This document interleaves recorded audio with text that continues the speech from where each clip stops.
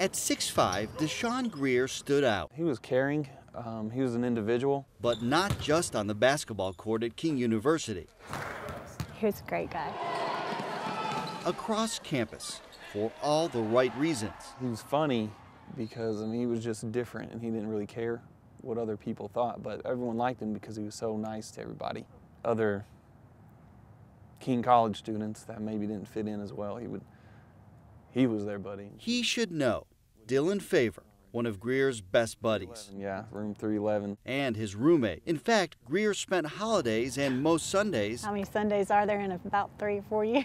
At Favor's home in Bristol. He was always cutting up and smiling and laughing. But on a Sunday almost 4 years ago in Johnson City, if I was out of town, I may have been there right with him. A man with a history of violent charges and a stolen gun took away Greer's smile and laughter for good. He was full of life, and seconds later he was dead. Jamarcus Jackson's bullets hit other people too, outside this former downtown Johnson City business. But those people survived. It just didn't seem very fair. Favor's best friend did not. My son was crushed. You know, my adult son was destroyed at that moment. The phone call is heart-wrenching. Just 6 months prior, 6 miles away, it's heartbreaking. It's heartbreaking.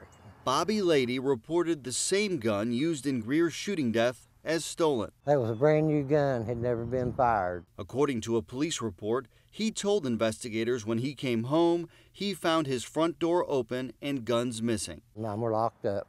Safe was taken off the hinges. Lady, who calls himself a responsible gun owner, I was devastated. Is now living with the reality that he's not the only victim. There was a hole in my heart that it's going to be here forever. I cried and cried and cried when I found out what had happened to that young man. We found the gun used in Greer's murder is one of at least 100 stolen from people in the Tri-Cities, eventually connected to crime since 2011. And that's not including the more than 600 other stolen guns recovered by investigators where the data isn't readily available. It's something that, concerns us anytime that there's a weapon stolen. Our analysis of police reports show while some thieves tried to sell the guns, others actually used them. It's also a concern that gun, that stolen gun, could be used against just an individual. The reports show people used those stolen guns to fire shots and threaten to blow a man's brains out. Others kept a gun nearby when asking for sexual favors and during fights and assaults, even during a reported kidnapping. All cases where police created criminal files. Then we found stolen guns connected to drug crimes, like the more than 40 Irwin police say they found inside a trailer. Even when we have one firearm that's stolen, that very well may be responsible for dozens of criminal acts in the future. We identified stolen guns linked to crimes all over the region and beyond. We even found one from Kingsport discovered in California.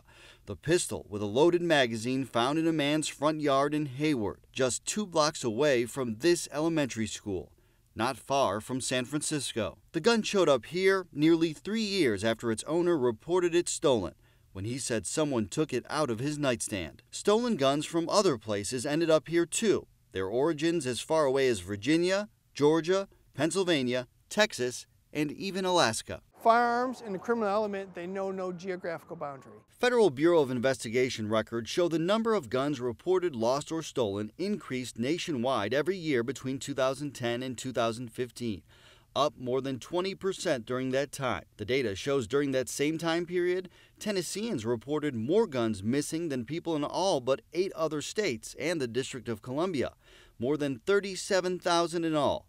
The numbers increased by 9% between 2014 and 2015. That's when a new state law went into effect, allowing gun owners to leave their guns in their cars without a permit. The criminal element also knows that law. Since then, the number of concealed carry permit owners has skyrocketed too. It does bother me. While Don Reimer supports the change in law, he thinks cars are more of a target now because of it, and says gun owners need to be more responsible as a result. We have to make it as difficult as we can on someone else getting a hold of our firearm. The general manager of Shooter's Edge teaches an 8-hour handgun carry permit class. Don't make it easy on the bad guy. While he knows not all victims of gun theft are careless, he hopes others take notice. You went through all of the time to do it legally. You purchased the gun, you're doing the training. Keep the gun safe. Don't put it in the hands of somebody that's going to do something criminal with it. Just doesn't make any sense to me. It could be any number of things. Johnson City police data show car burglaries and car gun thefts hit 7-year highs in 2017. Car gun thefts making up almost a third of all stolen guns in the city during that time. He's just a brother to me. The same city where Deshaun Greer died. Dylan Favor knows it's not this gun that killed his friend, it's the man who pulled the trigger. I always say that he should have never even had that gun. But he's confident this gun didn't belong at this crime scene. His mom, a carry permit holder herself, couldn't help but shake her head when we told her how many other stolen guns police found at different crime scenes. It's heartbreaking. Knowing full well Deshaun Greer's case serves as a reminder. My heart goes out to all the people at King College.